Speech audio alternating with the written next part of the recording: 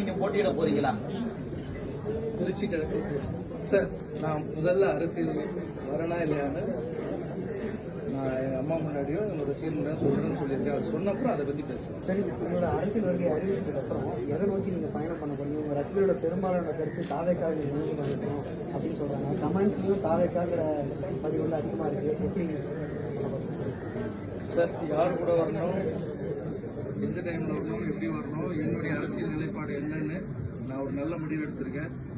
அதை கூடிய சீக்கிரம் ரசிகர்கள் முன்னாடி சொல்லுவேன்.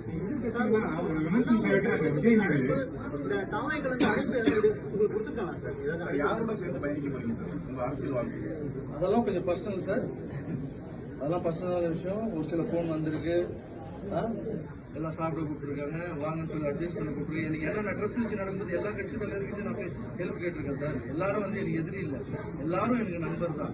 ஸோ எல்லாருக்கிட்டையும் அட்வைஸ் வாங்கி பெரியவங்க கிட்ட எல்லா கட்சி தலைவரும் பார்த்து ஆசீர்வாதம் வாங்கிட்டு என்னோட முடிவை சீக்கிரமா அறிவிப்பேன். இது குறித்து ஏதாவது பேசுறீங்களா? அவங்களுடைய அரசியல் இந்த மூவ்மெண்ட் வரவனா வரவேன்றது ரஜினி அவர்களோட ஏதாவது பேசுறீங்களா?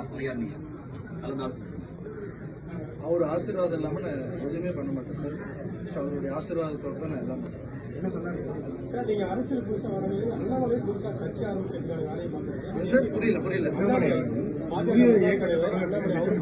ஆரம்பிக்கிறதுக்கான வேலையை பண்ணிருக்காரு. அதை எப்படி பாக்குறீங்க? அண்ணாமலை யார் வேணா வரலாம் சார், நல்லது பண்ணுறதுக்கு யார் வேணா வரலாம்ல. ஸோ அண்ணாமலை சார் மட்டும் இல்லை, அவர் நல்லா படிச்சவர், நல்ல அரசியல் புரிதல் இருக்கிறவர்.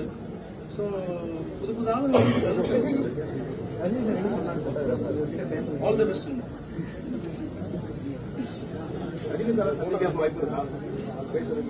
ஆமா சார், என் முடிவை தெரிவிச்ச அப்புறம் எல்லாருக்கிட்டையும் போய் ஆசீர்வாதம் வாங்கணும். மேடை நீங்களும் எப்போ எதிர்பார்க்கலாம்?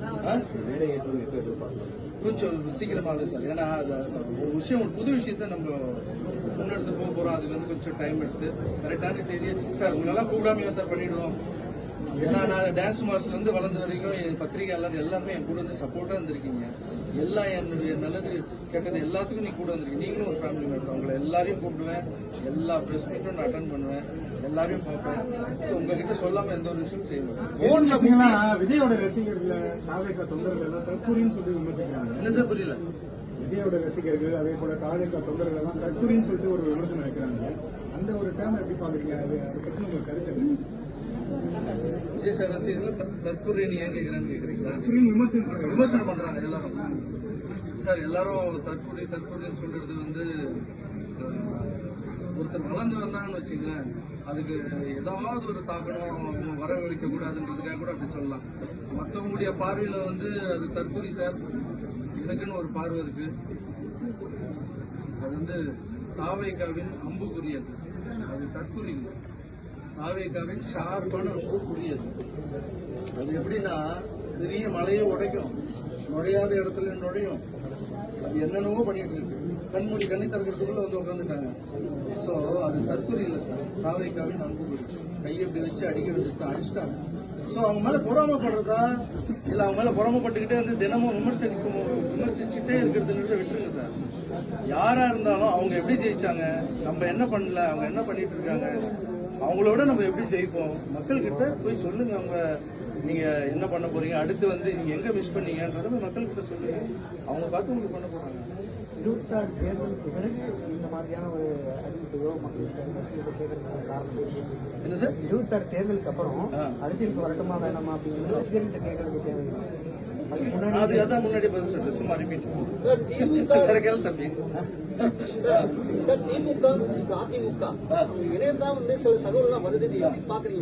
இல்ல சார், அதெல்லாம் ரூமர் சார். ரூமருக்கெல்லாம் பதில் சொல்ல முடியாது சார். ஏன்னா நம்ம வந்து எந்த விஷயம் வந்து வெளிப்படையா அவங்க சொல்றாங்களோ அதுக்கு தான் சொல்ல முடியும் சார்.